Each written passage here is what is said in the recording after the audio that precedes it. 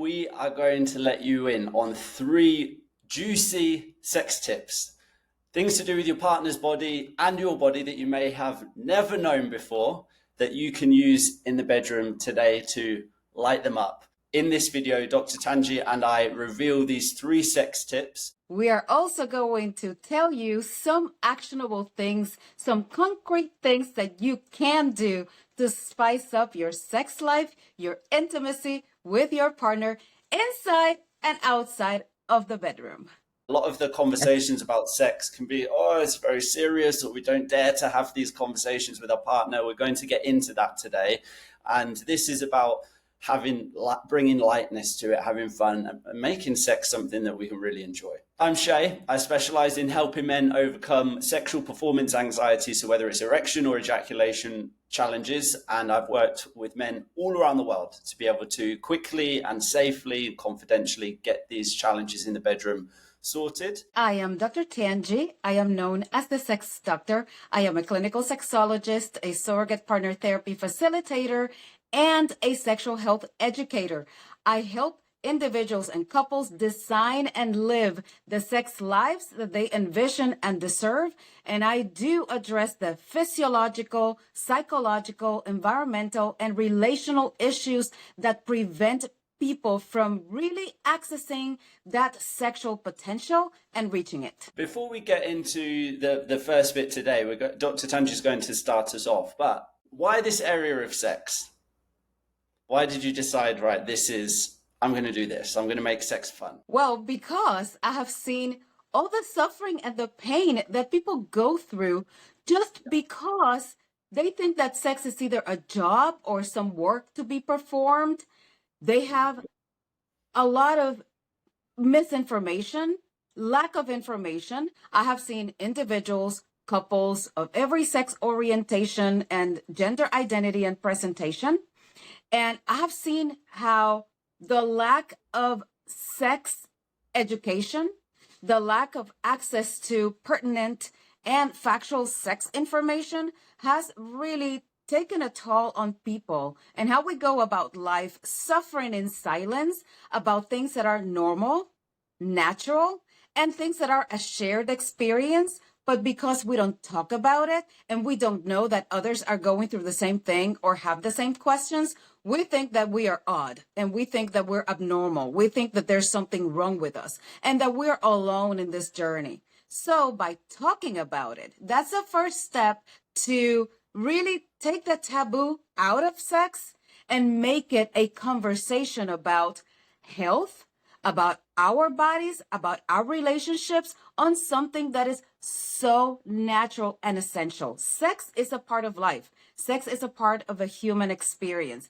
We all come to this world through sex. We wouldn't be talking and having this conversation if it was not for sex. I am on a mission to really empower people to have these conversations, to ask the questions, and to see sex as a natural, normal part of life that deserves to be celebrated. Yeah, it's true. I love that you said we're here doing this because of sex. That's so true. And one of the things that stood out to me in what you were just saying there is how many similarities come up in terms of the conversations with the men that I work with as well. The things like sex feeling like a test, or it used to be something that we enjoyed, but now it feels like it's gone from their biggest love to their biggest worry. This feeling of pressure to perform, that's usually internal pressure to perform, whether it's performance anxiety, erection challenges, or whether it's just wanting to take sex to the next level with your partner. It can feel difficult to talk about sex. For some people, it can feel like we'd rather let the relationship stay in a sexless or, just standard sex. Let's get it over and done with, compared to having a conversation about sex. That in itself, having a conversation about sex can feel absolutely terrifying to many, many couples. Why do you think that is? What is it that makes the thought of sitting down and having a conversation about what the other person likes, what turns them on, what feels good, what doesn't feel good, or how do we take our sex and connection to the next level? Because it's really about, I think what's underneath it is this really about this feeling of wanting to feel more connected and more desired by our partners when we speak about sex. But why do you think it feels so terrifying to the thought of sitting down and talking about it? So, first, before I answer that question, I want to really stress and acknowledge that this is a topic that is difficult for a lot of people. So, Yeah. a lot of people are struggling.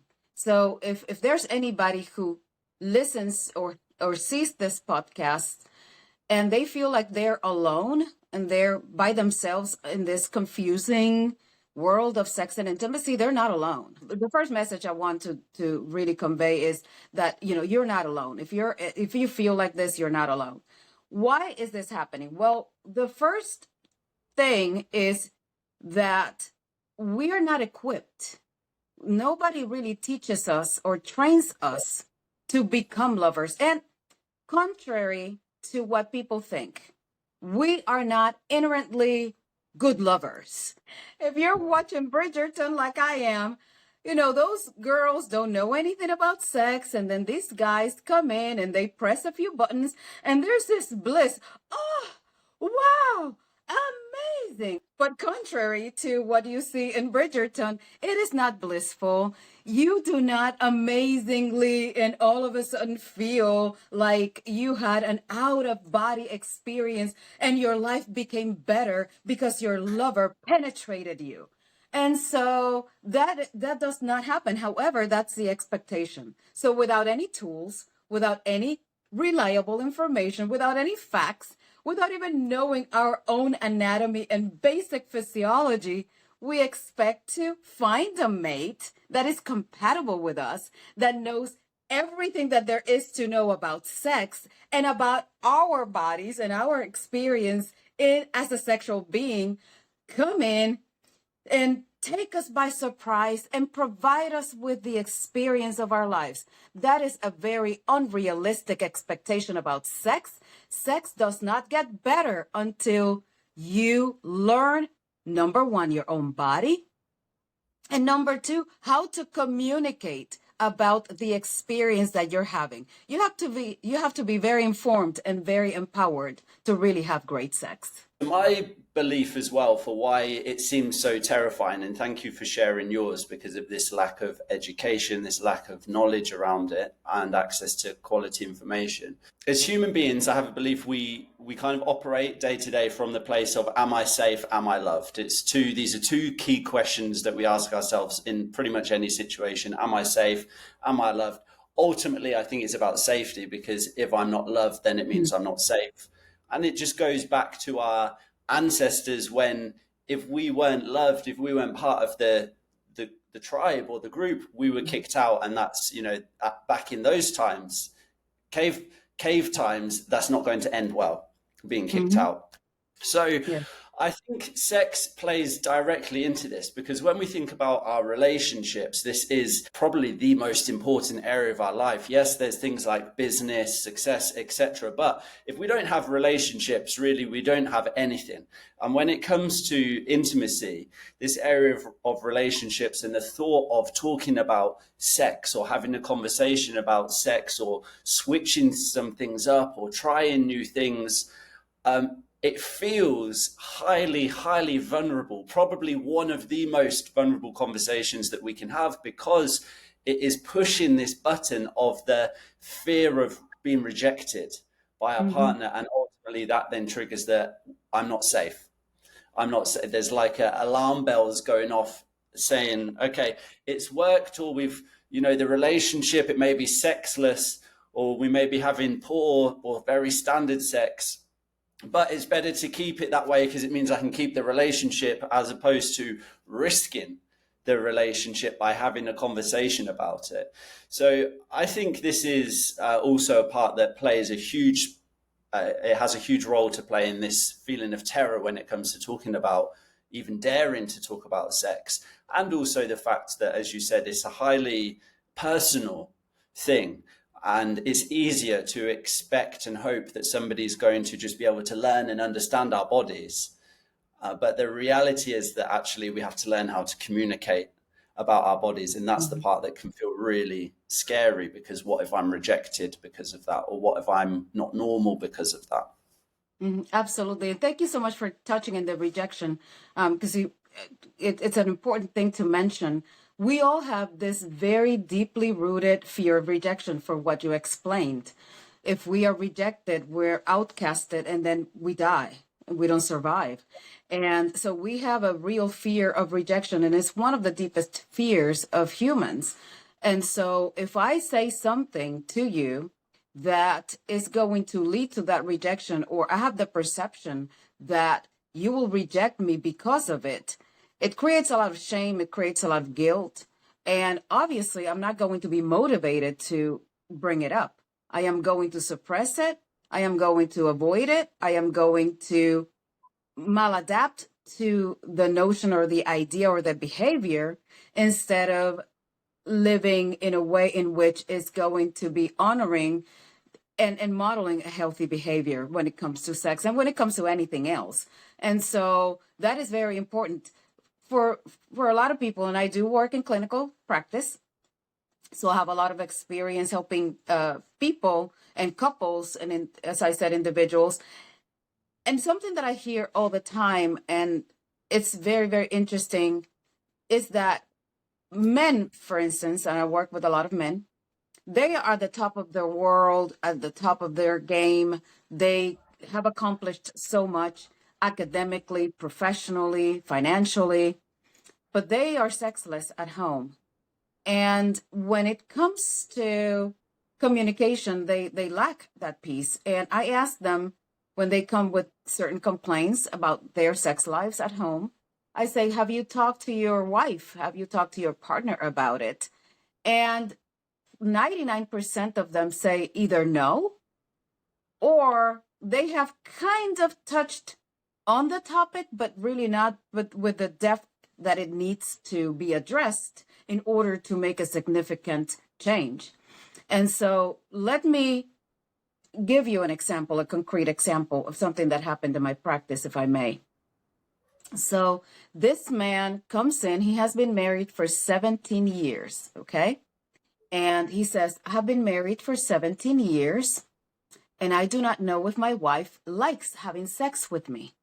And I would like for you to answer that question for me. So he wanted to provide me with information from their sexual activity and interactions that would help me formulate an opinion to convey to him as to what their sex life was like, and to answer the question, does she like having sex with me? So obviously I asked him, have you talked to her about it? Have you asked her? And he said, oh, no. I mean, with this face, like, no. Like it's an oddity what I asked. How dare I ask if he has asked his wife? And I told him, well, I think that the only person who can accurately and very clearly and categorically answer that question for you is your wife. Based on your descriptions, I do not know if your wife is having orgasms, if she's faking them, if she's liking sex with you. What I need to do, if you allow me to, is to equip you with the right tools so you can have an open and honest dialogue with her about your sex life so you can actually improve on certain things if there's room for improvement. And when I asked him, why haven't you talked to your wife about it?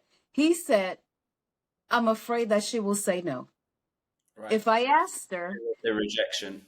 exactly, if I asked her, do you like having sex with me? Are your orgasms real? Are you really enjoying this time with me?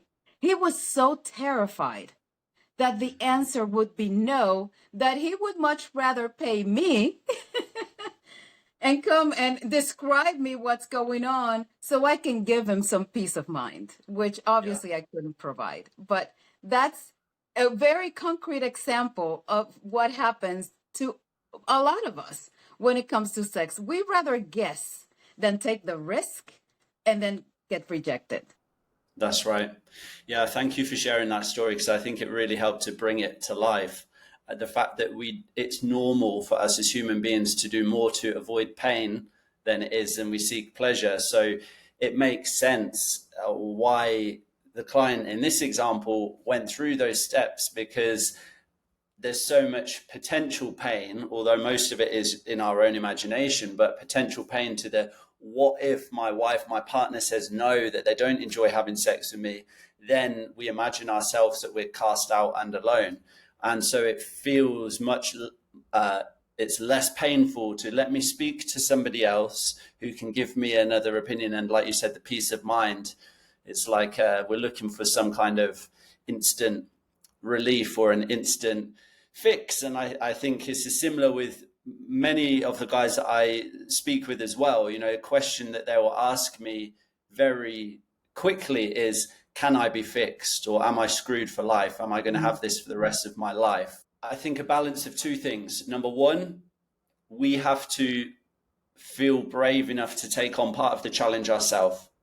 And number two, speaking to an expert to get a new set of tools, a new set of how do I have a conversation like this that feels safe, or how do I start to overcome these challenges? I think it's this balance of two things. Number one, yes, working or speaking with somebody that can give you a new set of tools. Number two is also realizing we have to take on some of the risk as well, and that can feel scary. But I think the important bit is to learn how to do it safely rather than jumping in at the deep end. Absolutely. Okay, all right, cool. So let's move on to these sex tips, these juicy sex tips. And I'm sure if you're joining us, you're thinking, right, I've been waiting for these. I'm ready for these. You've got the pen and paper ready. So Dr. Tangie is going to start us off. I will say no more. The first thing, the first tip, if you will, that I want to share that may sound outrageous almost to some people is that I always say that sex is 24/7. Sex is not something that you do when you get to the bedroom, when you rush at 9 and when it's time to go to bed and rest for the day. And then all of a sudden we turn it on, and we have to be ready and we have to be available at that time. It doesn't really have a time or a place. It's something that is happening 24/7.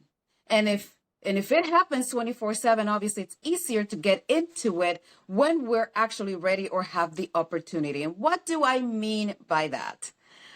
It means that we use our erotic mind throughout the day, that we connect with our partner throughout the day, that we foster that safety and that trust that you talked about before. If we don't have that, especially women, if women don't have that safety, men too, it's really not fair to say, oh, men don't need to be safe and men are turned on all the time. That's actually not true. And you're a man and you can offer your perspective in that. Men are not machines that just turn on and off and have a switch. Women aren't either. However, there is this notion that, oh, we only do sex at night. We only do it in the bedroom. We do it when we go to sleep. And at the end of the day, everybody has to be ready for it. And that is absolutely bonkers and not true. First of all, sex doesn't have a time of the day. You can have sex at any time. And sometimes I tell people, they tell me in my clinical practice, well, it's just that when I go to bed at night, I'm too tired to have sex. Yeah, I can definitely understand that. I can relate to that many, many times. However, have you considered other times when you're not as tired? Maybe other times when you have more privacy. Maybe other times when the kids are not around, when you have breaks from daily life, when you have breaks from work. But in order to be able to jump into sex, you have to be already there. You have to have that connection. You have to have that love. You have to have that communication. You have to have that strong bond and relationship with your partner to feel safe, to have that trust, to be open to the possibility that sex can happen at any time, and not only at the end of the day when you're depleted of all energy and when all of your resources have been spent for the day.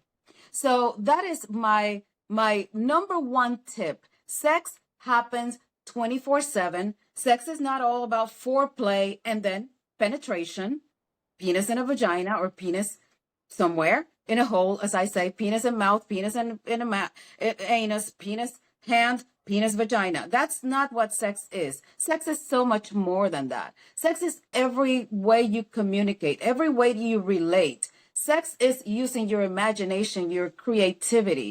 Sex is really connecting at a deeper level, being vulnerable, opening up so you can share that vulnerability with another person, and you can let the pleasure of everything that's happening, everything that you're feeling, how you are coming together in that intimate and sexual environment to actually lead you to what happens next. So the best sex is not the grand finale, it is actually everything that surrounds it that leads you to that moment. I This hope is that that makes awesome. sense. Yeah, I've just been like this, writing down whilst you've been saying that. So I love the first of all, the bit that you opened up with saying sex is 24/7. It's not just when we go to bed. And also the other bit that you said, it's not about the grand finale. It's actually about everything else that surrounds that makes it, you know, standard or special. The difference between sex feeling standard, something I've got to get it over and done with, or special. So I want to answer a couple of the points that you asked as you went through that, and then also I'm going to come back to the question a bit more. So you spoke about safety at the beginning, you know, from a woman's perspective and from a man's perspective, and I totally agree with this. So many of the guys that I speak with, what's actually going on when we're experiencing performance anxiety or erection challenges, and you know this from your practice as well, is there is this foundation of safety that's been swept away. Mm-hmm. And so we're not feeling safe as a man within our own bodies. And then it's totally understandable that our partner may also have questions at points of, is this me? Is it about them? They're worried that their husband, partner doesn't find them attractive anymore, which contributes to this feeling of uncertainty, which ultimately makes us feel this lack of safety. Right? This feeling of certainty gives us safety. That's why we're trying to cling on to when we're experiencing erection challenges or performance anxiety. I imagine it like climbing this mountain, and we're trying to cling on to anything that feels like a sense of safety or a sense of certainty, just to hang on to the relationship, to hang on to who we believe we are as an individual. And it can feel like, if I can't get this right, then I fall off the mountain and everything's gone. That's how intense it can feel at points. So coming back to that, the point of safety, yes, I think it absolutely applies for men as well as women to be able to have incredible sex. Safety is such a foundational part of it. And Mm-hmm. I think maybe this part is a bit more unique to men, or certainly from my own experience, that there is this just an expectation, whether it's as culturally or as society, but for men to be able to just do it. And I think a lot of the times this is a self expectation. And also, you mentioned earlier on about media. I think this plays a massive part. So the type of porn that we watch, or when we're watching movies, but I think mainly porn. Porn, unfortunately, is most people's sex education. Mm-hmm. And it's not real. It's not realistic. You know, that's a Mm-hmm. whole different topic. But we know that most sex is not like porn. But from a man's perspective, what we see in porn is that a guy is instantly able to get hard. He has usually large dick. And this is, again, this is another thing that can play into people's insecurities as well, around, am I good enough? Am I the right kind of size? Am I able to give enough pleasure? And we never ever see, I've never ever seen a porn movie in my life where the guy loses his hard on through halfway through having sex and then has to start going again. I've never ever seen that. This never Mm-hmm. happens, right? It's from, sometimes it's, you see the dick going from soft to hard, but that's only probably 20% of the time. Most of the time they're just immediately ready to go, or it's Mm-hmm. already happened. And so these, all of these things play into this feeling of safety. What if I'm not normal? Why can't I get this right? Because all of our reference points are basically saying, I should be able to, as a man, I should be able to just get hard and just do it whenever I'm called upon to do it. If I'm a real man, I should be able to just do it. These are the types of questions that we ask ourselves. Yes. And let me highlight something very important that you said, and I'm so glad that you mentioned it from a male perspective. And this is a message for men and women out there. So, or two things. Number one, the expectation that men have to know it all. Women don't have to know necessarily a whole lot because you know everything. You read our bodies. You have experience. You know what buttons to press. You are ready all the time. You can go, go, go. You can do it on demand. You can do it endlessly. And so all of these expectations are very, very very difficult, and these myths lead to a lot of misconceptions and a lot of frustration because of the outcomes. If they don't compare to the expectation, then both men and women are left with a lot of disappointment. Obviously, when you're disappointed day in and day out, then you feel very bad about yourself. Your relationship suffers. You don't talk about it because you're ashamed. And so this is a vicious cycle. So just wanted to mention that this is very important. And the important piece about it is that it transcends, as I always tell people, it transcends the psychological. Your neurochemistry and your biochemistry when you are stressed and anxious doesn't support the neurochemistry and the biochemistry that you need to be aroused. Okay? So they're mutually exclusive systems. When you are anxious, scared, stressed, or when your brain interprets a situation to be a stressful one and one that you should run away from, it doesn't matter if it's a beautiful woman who's in front of you or a lion. The brain is sending the same signals to the rest of the body. This is a threat. We need to protect ourselves from that threat. And so what happens biologically because of that threat are things that are going to prevent you from being sexual. And that's just the way it goes. That's normal. The normal thing is, if I'm scared, stressed, I cannot have sex. And so men get very frustrated because they're like, what is wrong with me? Oh my goodness. And then they get more anxious and more stressed, and we're trapped in this vicious cycle. Next time we do it, the cycle starts again, the negative chatter, the questions, am I going to be able to? Am I going to have the erection, lose the erection? Is it going to be hard enough? Am I going to come too fast? Am I going to come at all?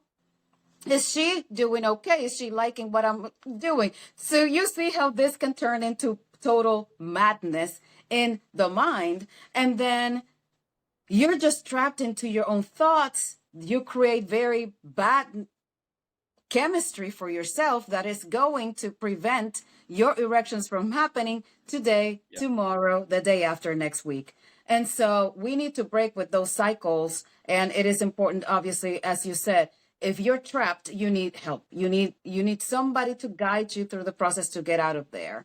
And so, and the next thing that I wanted to point out to, and very important thing that you mentioned, is that the penis doesn't have to be erect the whole time. Okay. And so I see this in my practice all the time. Men who come in because they're having sexual difficulties, they're having erectile difficulties. And so they feel odd. They feel that there's something abnormal or wrong with them because they're with their partners. They're very, very excited. And they're liking everything that's happening. But then she does something, or there's a pause, or there's something going on, or they go to a different part of the body. But then the penis becomes non-erect or loses some of that rigidity. And so they freak out. Well, it's the same process that I explained before. If you freak out, then your neurochemistry and your biochemistry is going to change. Then you're going to lose it for a very good reason, to protect you from that stressor. And then it becomes kind of a self-fulfilled prophecy. So you can have a softer, harder penis throughout. And that's very okay. If you have sex for 20 minutes, 30 minutes, it doesn't have to stay erect for all that long. If you want to have penetrative sex, penis and vagina, penis and anus, yes, you need a rigid penis. But for everything else, you don't need it. What you need is to feel pleasure, to feel connected, to stay mindful and grounded in that experience, to enjoy the exchange and the relationship and the interaction that you're having with your partner. That's what needs to be happening. It's okay, it's normal if you lose some of it and then it comes back. And then you lose some of it and it comes back, especially if you're not putting it in a vagina or in an anus and you're not doing the thrusting that it needs to continue to stay at that level of rigidity. So I just want to point out and highlight what you said. And for guys and for women out there listening, the penis doesn't have to stay erect for the duration of the sexual activity, of the sexual act. Yes, and okay, a couple of points I want to touch on here. And I know, first of all, to guys watching this is difficult to hear. And because it feels like it is so contrary to how we believe sex should be. And so I want you to just take a moment to just reflect on, as Dr. Tangie was sharing that, if there was any part of you that was feeling like, no, I must be able to stay hard. If I don't stay fully hard, then I'm not doing things properly. And just notice that, because I also noticed that, as I was going through the journey of getting performance anxiety sorted for myself, I felt like a battle of this, but I should be like this. This is what I should be doing, versus the reality of how to enjoy sex and how to not let that stress state kick in. Because as soon as we do that, and Dr. Tangie summarized it beautifully, the what if questions: what if I can't stay hard? What if I can't get hard? What if I can't satisfy them? What if they leave me because of this? The spiral, the negative spiral that feels like it just consumes our thoughts and takes up a lot of mental capacity. As soon as we go into that, of course, what happens? We lose presence with our partner in that moment. And the chemistry is then, we kind of feel it, it's starting to go downhill from that point, or we're closing our eyes thinking, I've just got to stay in the zone, I've got to stay focused. And we might like to think that in that moment, it's only us that's going through that and imagining that, but our partner absolutely experiences that too. Just think about a time where you've had sex and you felt like, I don't know if the person's really present. They feel like they're not feeling it, or they're thinking about something else. You can just tell. No words have to even be exchanged. You can just pick up when the energy is not, when the people are not feeling present. And so whilst it's not as easy as saying, and neither of us is saying here, oh, just stop overthinking, because that's the worst advice that can ever be given. Stop the overthinking. We have to learn how to stop the overthinking. But the first step is understanding, as Dr. Tangie said, it's normal, because this stress state kicks in our body. And when we're in that stress state, we lose the erection. So these types of things are normal. And also understanding that, although we may have never seen it on any porn movie or on any romantic movie, when sex happens, that the erection goes up or down throughout the duration of sex, this is also totally normal. So one thing that I often do with the guys that I work with is we do imagining this visualization of having sex, and then the partner says, I'm just going to the bathroom, or we're about to start having sex, and the partner says, I'm just going to the bathroom, I'll be back in a minute, just freshening up or getting ready or whatever it may be. And in that moment can seem terrifying for guys. Many of the guys that I speak with, if they think, oh my God, I've just got to stay in the zone, I've got to stay focused, I've got to stay hard, they've got to come back out and see me hard, and I'm ready to go. But this is unrealistic expectation. Number one, because the stimulation has stopped. Okay, so if our partner's gone to the bathroom, the chemistry can't continue as it was, because there's an actual physical separation from you both. So that in itself is totally understandable of why some of the blood would start then leaving our dick, because in that moment, things are not the same. So what we're saying here is this also can happen throughout sex, of just changing positions, or sometimes if it's more intense sex, the body just starts to get tired. And it's okay to either, when the partner's in the bathroom, to think, okay, when they come back out, we're going to start kissing, we're going to start building things back up again, and the erection will come back again. or when we're halfway through sex and I'm feeling pretty like it's been pretty intense, I need to just rest or change the position, or let's go back to foreplay for a bit, or kissing each other's bodies. Those things are totally fine. And in those moments, we can expect that the erection will go down as well. But we don't have to break the presence or break the connection with our partner. And this is this is the trap we can fall into, because the thoughts start and we think, oh my God, something's wrong with me. I'm not going to be able to get hard again. And that is the actual process that stops us, that breaks the connection. It's not the fact that our body's not able to do it. Mm-hmm. Absolutely. Absolutely. And this is, as I said, a message that women also have to get. Because if, as women, we have the same expectation as men, that he's supposed to be hard, and that there's something wrong with us as women, because women internalize this, and then we convey that message to the guy.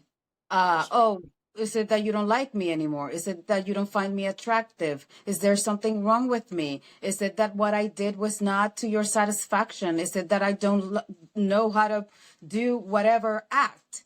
Is it that I'm inadequate? Is it that the other woman or the past woman, the past girlfriend did it better than me? Is it that you're still thinking about them? And so we can also spiral ourselves as women into a different zone. And then not only you are daunted and haunted by all of these things going on within your body, now we are putting all of these other ideas into your head for you to deal with as well. So now you have your own worries, but you're also carrying my load. And that's also what I hear in my practice all the time. Not only they have the shame and the lack of satisfaction and the frustration of what's happening because of what we described earlier, but now they're there supposedly to fix themselves. They think they're damaged because their partners are accusing them or thinking now that there's something wrong with them, and now they feel bad that their partner feels bad. So this is an absolute maddening zone for everybody, in which nobody knows how really to communicate about this, because nobody knows really how the body works and how things should be. And so both are trapped in this cycle. She feels disappointed. She doesn't want to initiate sex or have sex under those circumstances.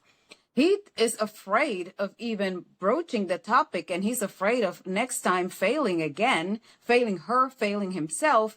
And so sex becomes less frequent or very routine, very mechanical. Let me get this over with before I lose my erection. So then sex has to be 8 seconds of penetration and ejaculation bursting into an orgasm before I lose it. And then I have to give her something. And so if anything, she may feel disappointed because it ended, and she may feel frustrated and say like, well, it's okay. So you had your fun. So that's what I'm fine. Doesn't really matter. Let's cuddle. She's frustrated, but she's not really saying that. And eventually it just becomes a trap for both, in which both are frustrated. They don't know how to communicate it. They don't know how to fix it. It keeps getting worse and worse the more they try, because they just try the same formula that doesn't work, and it just reinforces itself. And then you have sexlessness as a result, and the disconnect. Well, it is important I think for most couples. There are exceptions. If you are happy with your sex life, if you're happy with the timing of your sexual interactions, of the quality of your sexual activity, of the diversity of the things that you do or don't do in the bedroom, there's nothing to fix. Don't listen to us. You're totally fine. You're totally okay. Go about your life and enjoy it. But for the rest of the world, probably for the rest of us, we come together with another human being, not only to enjoy the other dimensions of what they have to share with us and offer us, and vice versa, but about the connection, the intimacy, the sex. And that's a huge part of it. And so we don't necessarily, I think for the vast majority of us, go into relationships thinking, oh, yes, I love you, and we're going to be sexless forever, unless that's the arrangement and that's the agreement beforehand. And there, again, nothing wrong with that if that's what you want, and that is something that is abundantly clear for everybody. But I think for the vast majority, the expectation is, wow, we're going to get together, we're going to have a lot of sex, or we're going to have great sex. You know, whatever frequency that is, whatever you can take, but we're going to have great sex. This is going to be a great time. And when that doesn't happen, there's a void. There is actually a sense of grief that happens, which has other ramifications and issues and brings about other problems for the individual in the relationship. And sex is part of our quality of life. A good sexual health, sex life, intimate life with a partner actually can not only act as a positive modulator for our health span, it also expands our lifespan. So we live longer, we live happier, and we live more healthily if we have good sex. And we have better relationships as a result if we have good sex. So it is very, very important. So these are not trivial things that we're talking about. This really causes a lot of pain and suffering for people. And I'm very happy and very glad that you are shedding light and sharing with guys, dudes that look like you, dudes that can share your experience, that can relate to your experiences, can relate to what you have to say, that come to you for advice, because in that mirroring of what has been your journey as a man and what you present, they can actually come in a more open way to therapeutically work on these issues and come out in the other side as better, not only lovers, but also as better human beings. Yeah. A few things there that I really like. I totally agree. To me, sex is the difference between a friendship and an intimate relationship, is sex. That is the main, when we think about what's the bridge between an incredible friendship, we love our friends, but the difference between when we have a lover is the sex. Or that is like 80% of it. Yes, there may be some other percentage parts here and there, but 80% of it, I think, is the sex, is the intimacy. Just going back to two things that you mentioned a while back there. Thank you for sharing what can go through a woman's mind as well in that moment of, does he really like me? What if he isn't attracted to me? What if his ex was better, or is he still thinking of his ex? So thank you for sharing some of the things that can go through a woman's mind there in the moment. And it's exactly the same. You see here, it's how it's like a copy and paste of what we were saying of, what if I can't stay hard? What if I can't satisfy them? What if they've had other men that are better than me? It's the same set of thoughts that are going on, but in two people's minds with some differences. And both either from the man's perspective or the woman's perspective, if those thoughts are happening, the connection is lost. The other person can pick up on it, even if we don't say verbally any of those thoughts. It just breaks the feeling of connection and safety in that moment. So the second thing, you spoke about depleted energy, bringing the depleted version of ourselves into the bedroom. Imagine a piece of pie, and throughout the day, it starts off as a full piece of pie. And throughout the day, there's a chunk taken out that's for let's say, getting the kids ready or to school in the morning. Then there's a chunk of energy that's taken out through work meetings or work throughout the day. There's been some intense work meetings throughout the day. That's a few more chunks that's been taken out. Then there's, let's say, a commute, the traffic or getting to and from work, whatever it may be. There's that bit taken out, getting the dinner ready, making sure that everyone's ready. And now I finally get to sit down and relax. And then we're expecting ourselves to have incredible sex. So this is a really important question to just reflect on. What part of yourself are you bringing into the sexual aspect of the relationship? Are you bringing a part that's had all of the pieces of pies depleted of energy throughout the day, and then expecting yourself to be able to just instantly get hard and have incredible sex, or expecting your partner to just be able to, or it doesn't matter whether you're a man or a woman. I know I said about getting hard there, but even from a woman's perspective, expecting yourself to just be ready to be able to receive sex after all of those pieces of pies throughout the day have been taken away. So this is, I think, a really important point to reflect on is what version of yourself are you bringing into the sexual part of the relationship? Is it And you know, with the pie full or depleted? it's funny, because as you're talking about this, I picture the pizza box, right? So you Yeah. order the pizza, and it was a big pizza. It was the largest pizza that you could buy, and it was 16 slices. And as you said, but you're supposed to, and I told you, hey, Shay, tonight, you and I are going to have pizza, right? Very sexy. You're expecting it. You're So, working, exactly, pizza. And so you're working all day thinking about the pizza. And I told you it's going to have a lot of cheese, it's going to have your favorite sauce, all of your favorite toppings. And you can't wait to have the pizza, right? And I'm going to have it ready, hot for you when you come to the bedroom. But throughout the day, as you said, I am walking around with a box of pizza. But my kid, was hungry, so I gave oh, 16 slices. I have enough. And et cetera, et cetera. And everybody's asking for a slice, and I was hungry too, so I ate some. And then I come into the bedroom, and the box is empty, completely empty. well, there's like one cold slice left where all of the sauce has made the pizza wet and it's just not good. And not good. Exactly. So there's a lot of disappointment from what I Yes. was building you up for and the promises of the pizza, the hot pizza with all the juicy toppings that was supposed to be for us, that all of a sudden it's no more. And as you said, either there is no pizza or there's one piece that doesn't really look all that appealing. And all of a sudden you are like, either I accept this or I go without. And so that is a very good analogy for people to understand the power of coming to the relationship, coming to the interaction in the best version of ourselves in the best way possible.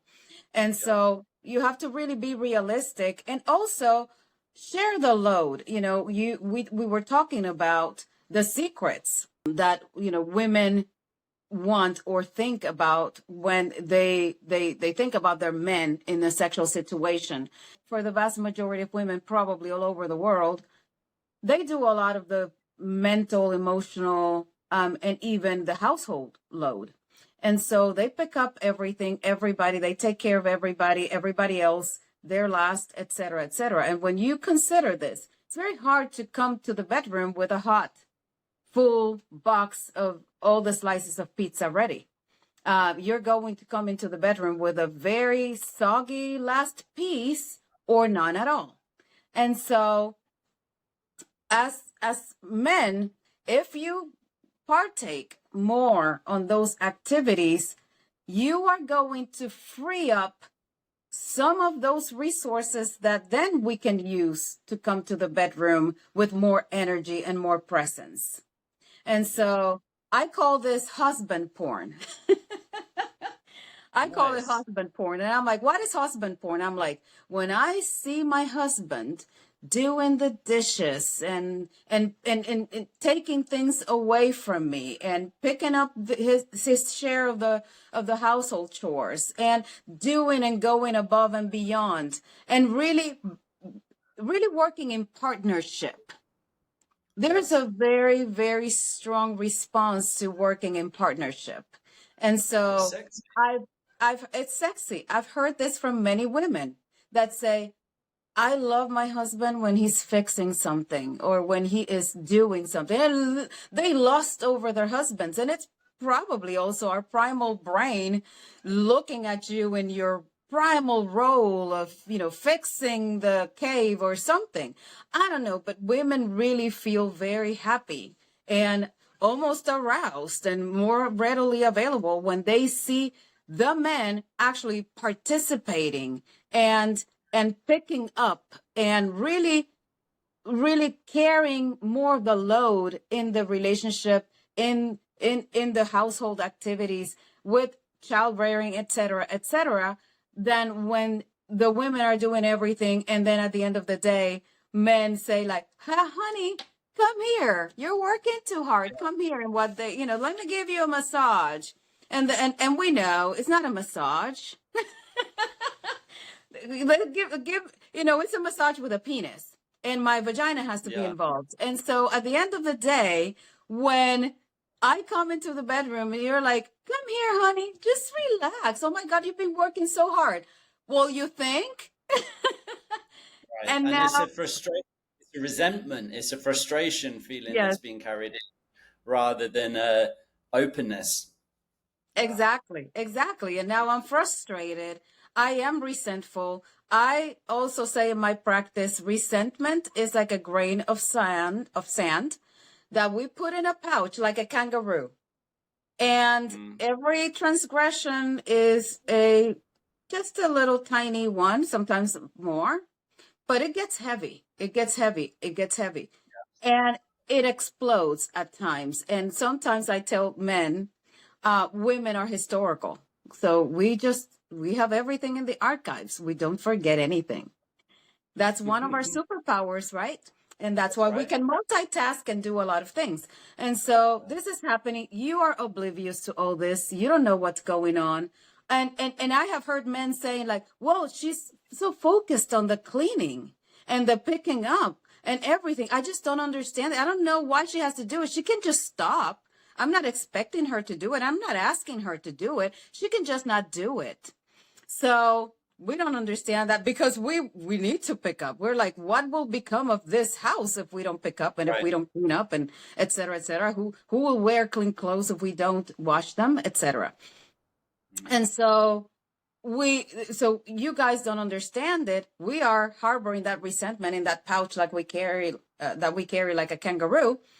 And then all of a sudden you do something like I asked you to take the trash out. You didn't take it. And I put one last tiny grain of sand, but the pouch explodes in your face, in your face. Yeah.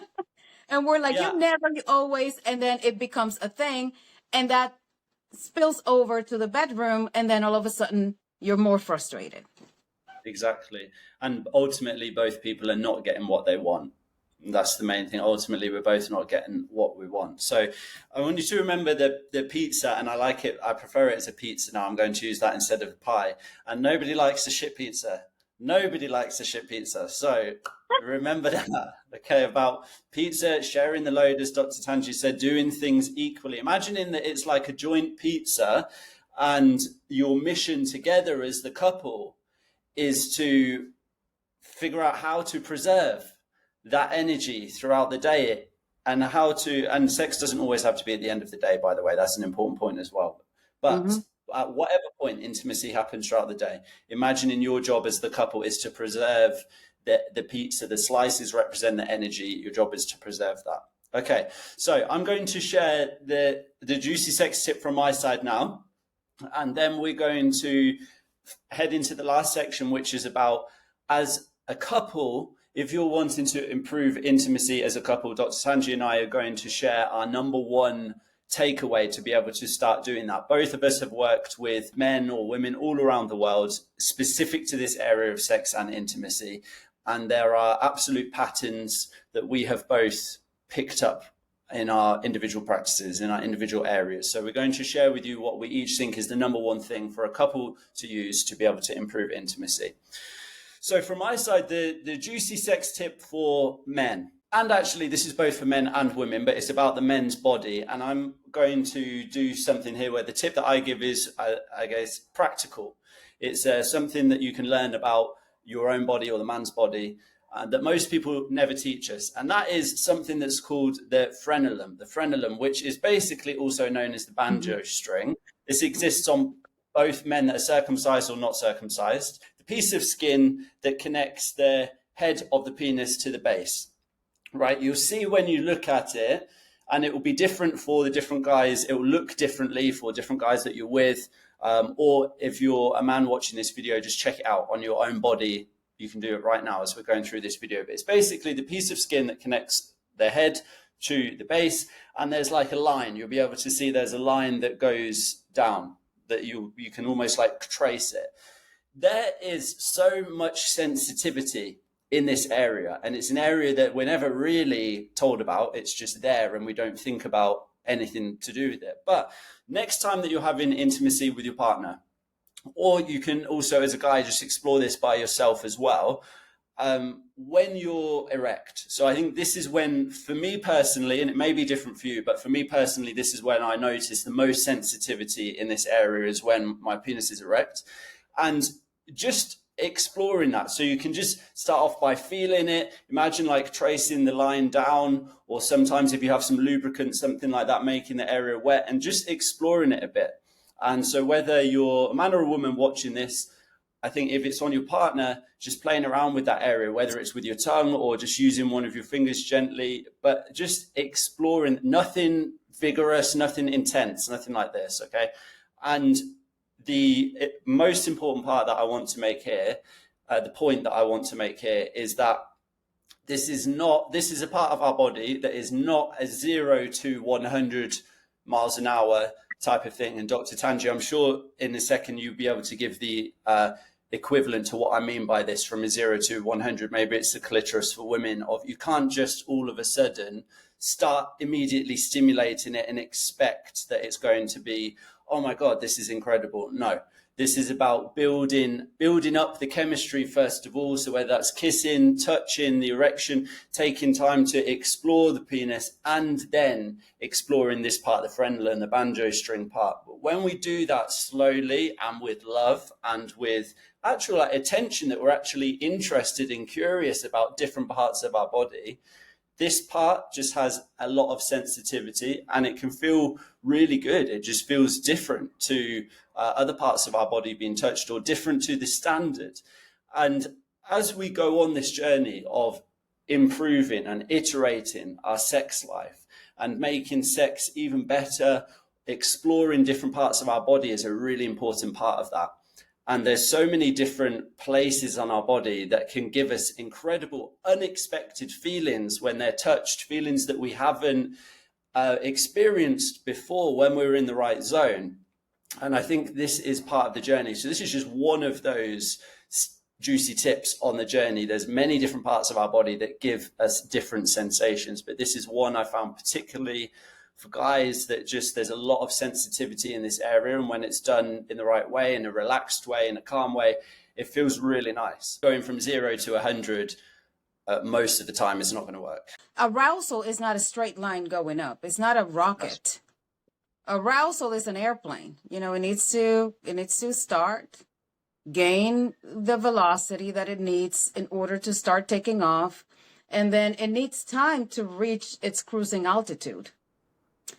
So it's the same thing with arousal. Arousal happens in increments. For women, obviously, the equivalent to that would be the clitoris. As I also like to mention, when people say, well, the clitoris is like a small penis, and I say, well, it's the other way around, because embryos start as female.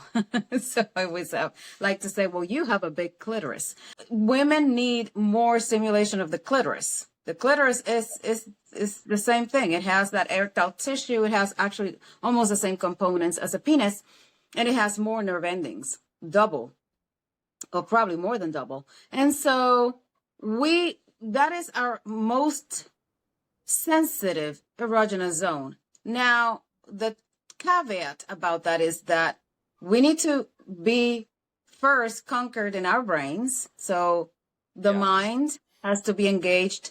As we said before, going back to center, going back to the beginning, you have to feel safe, trust, love, connection, closeness. And then under that framework, then the rest of your body follows. And then please, guys and women, explore your clitoris. That is the most important. And its only purpose is to provide sexual pleasure. It does not do anything else. How amazing is that? It doesn't urinate. It doesn't ejaculate.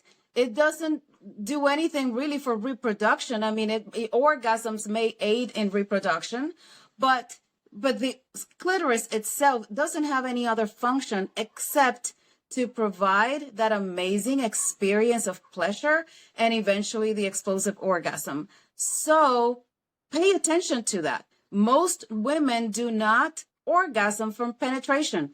Men believe this to be true. A lot of women also believe this to be true. Well, if I don't come, if I do not orgasm from him penetrating me, there's something wrong with me.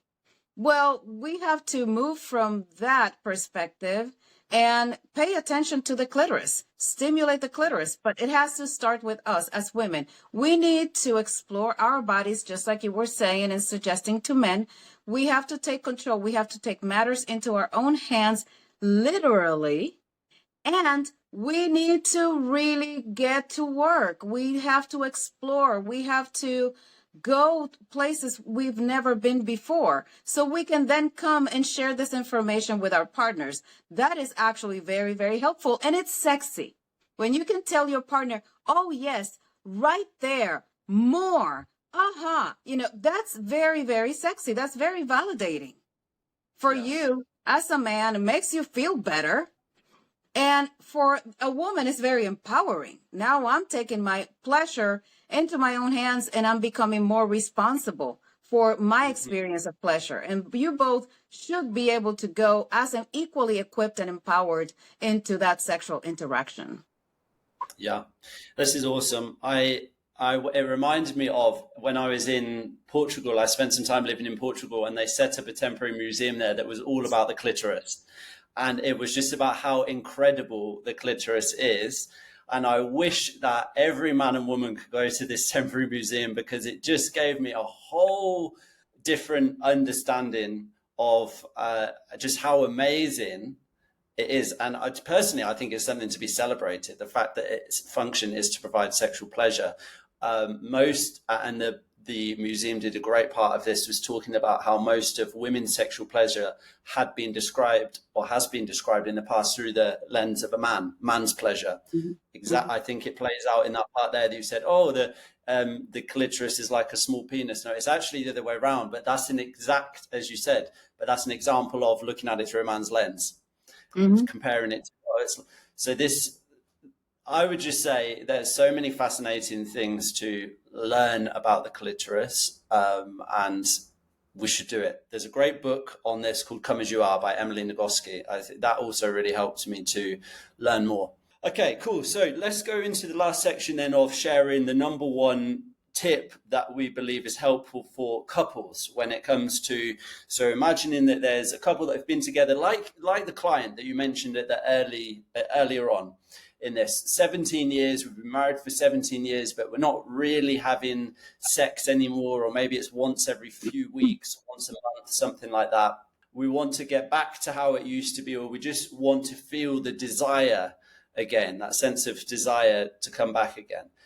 And what would you say, based on your experience, and I'll share the same as well, but based on your experience, what would you say is the starting point? And we're going to give tips here that are realistic, right? There's no point in saying, oh, just sit down, talk about the kind of sex that you want, and then everything's going to be okay. There's a reality that feels a bit unsafe. So let's talk about something that feels safe and that feels doable. For me, especially from the standpoint of couples that have been together for a long time, and I experienced this in my practice, but it's something that every couple at any level of involvement can do, is express your willingness, openness to learn about that person and to let yourself be learned from that person.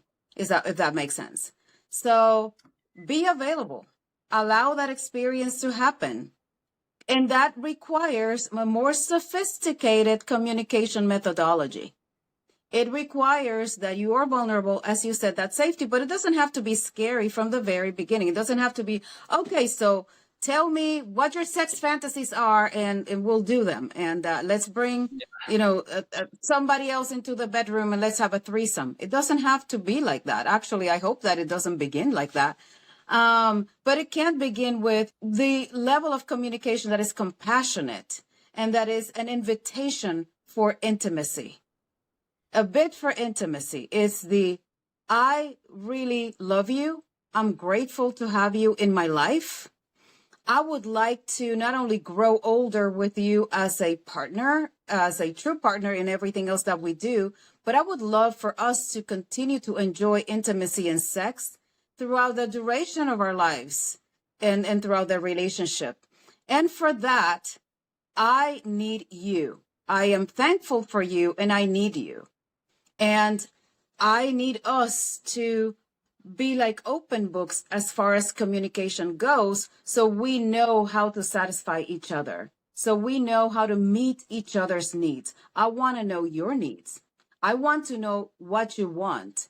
I want to know if there's anything that I can do to enhance the experiences that we have been having so far.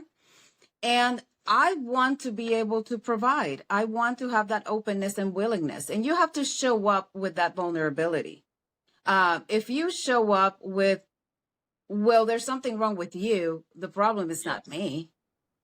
Or well, I don't have anything to change, I am perfect.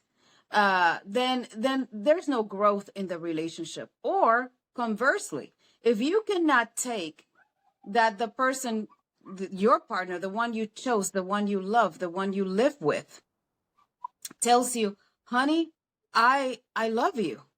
I love being with you. I love enjoying your body, the skin to skin contact. That's so significant for me. And I enjoy having you in my arms. And I would like to get more of that. And I receive that as criticism. Oh, so you think I'm not giving you enough? Oh, so you think that so what I do with you is not enough? Then we're not in a place in which we can communicate really and move forward and past the difficulties of the relationship. So we have to, first and foremost, though, be completely honest with ourselves in what is our intent and what we need and what we want in order to be able to convey that to the other person. And only through those hard conversations that growth can really happen. Yes, that's wonderful. I totally agree with that.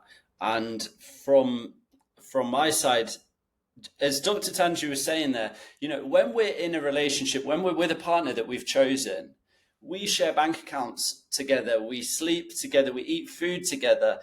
This, talking about sex, learning about their body, as much as it can feel scary, it's just so important to be able to take the relationship to the next level. As Dr. Tangie said, to be able to grow requires a level of uncomfort. There is a difference between not knowing how to swim and jumping in at the deep end, forcing myself. I think about this as a child. I often use this analogy. If a child was there who didn't know how to swim and you could see that they feel a bit nervous and uncomfortable, you're not going to push them in the deep end of a swimming pool.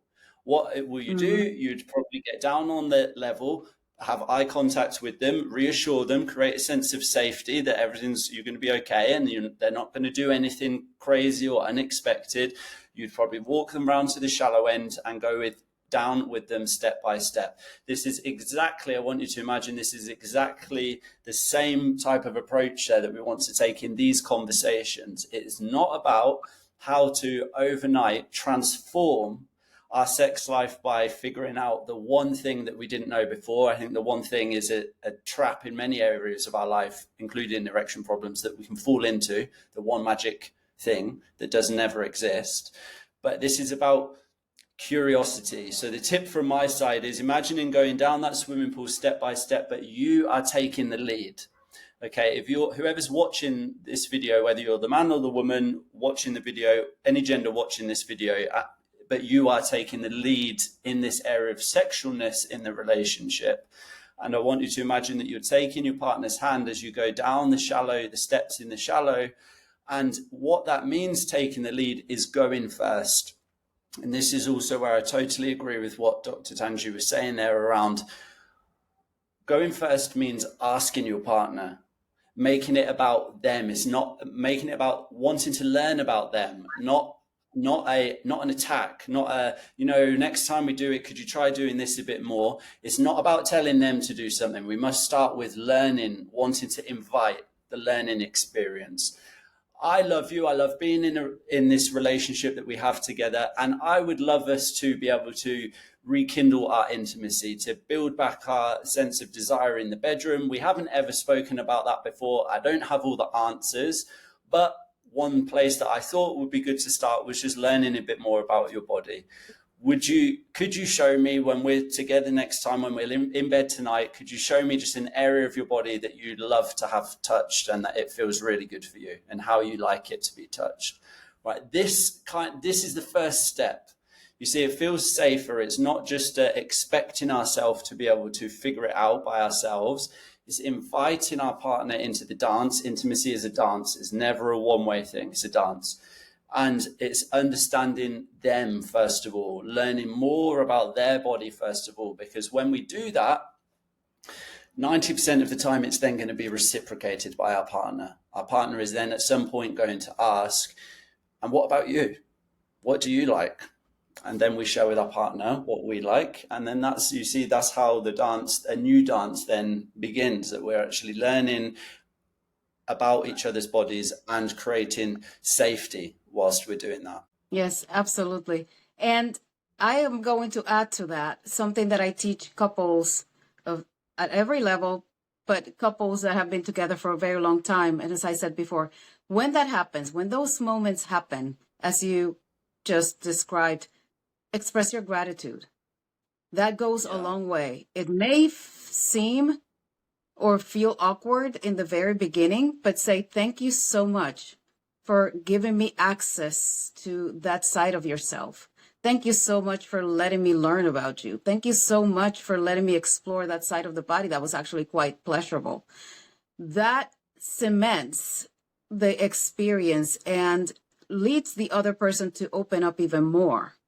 And really makes you come in with more authenticity and genuinely interested in the other person. You want to learn more when somebody says to you, thank you so much for sharing. Thank you so much for showing up. Thank you so much for being interested in me enough to ask me, and for valuing what I have to bring into this relationship.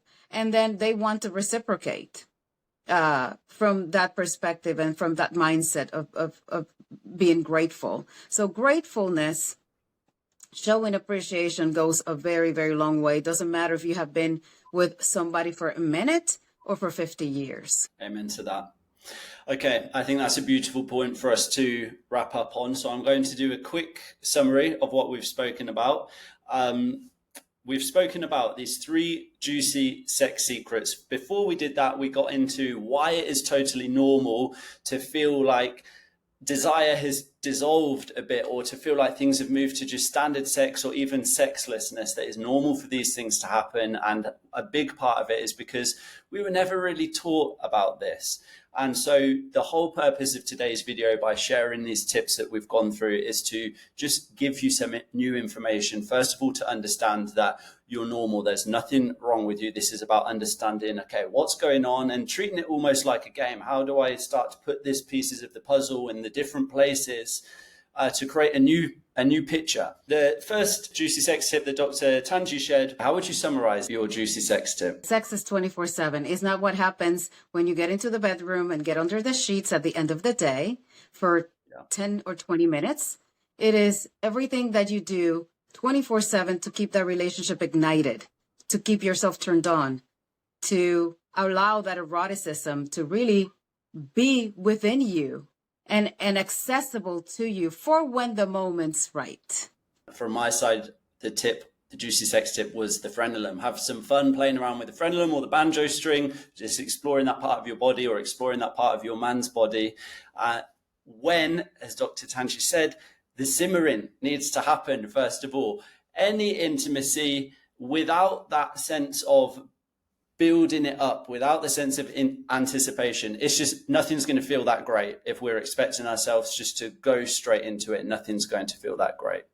So play around with that part, have some fun with it. And then the bit that we said there for couples right at the end is about taking the lead. It's about using this as a learning opportunity. And finally, the gratitude being a really important part of this, being grateful for being open to and learning that something new about your partner. They've shared something with you, and showing them a sense of gratefulness for that. When we do that, it creates safety. we're having these conversations step by step, as if we're going down the shallow end of a swimming pool step by step. We're not jumping in at the deep end here, which is often what we can expect ourselves to do. So for us to finish off, Dr. Tangie, for the people watching this, where can they find out more about you and check out more of your videos? I am available on YouTube. It's very easy to find me, The Sex Doctor. So if you type in The Sex Doctor on YouTube, I will show up with my platform in which I talk about all things sexual health and human sexuality without any taboos, without any shame, without any judgment, because I want everybody to join in the conversation, to learn about sex, to celebrate sex, and to dare to ask the questions so they can learn and have better sex lives. Great. Okay, and thank you for sharing that. From my side, if you're a guy watching this experiencing challenges in the bedroom, whether it's erection challenges or ejaculation challenges, performance anxiety, same for me, on YouTube is the best place. I'll put the link for both Dr. Tangie's channel and my channel below. So with that, Dr. Tangie, thank you for your time. I think I've never felt so sexy about pizza before, when you were saying it's going to be hot, it's going to be with all the cheese and the sauces. I was like, wow, this pizza's turning me on. Well, I am glad that I could share my pizza with you, and I hope that people saw that the box was full and that they can really see that this is something that they can apply to their lives. So thank you so much for helping men, and you're helping couples as a result too. You're helping people really have better lives with the work that you do. I hope that we can do it again, and I hope that people can have very, very good and happy sex lives, because I really believe that a happy sex life leads to a happy life. Amen to that. Thank you also for the work that you're doing just to make sex fun and to take away the rigidity of the conversation, the rigidity, the expectations of thinking we have to figure it all out by ourselves. And our mission, I think both of our shared missions, is to be able to just talk about sex, talk about intimacy, to provide new ways of thinking, new tools, so that it's not as rigid, so that you realize I don't have to figure this out by myself anymore. There's actually people that can help me with this.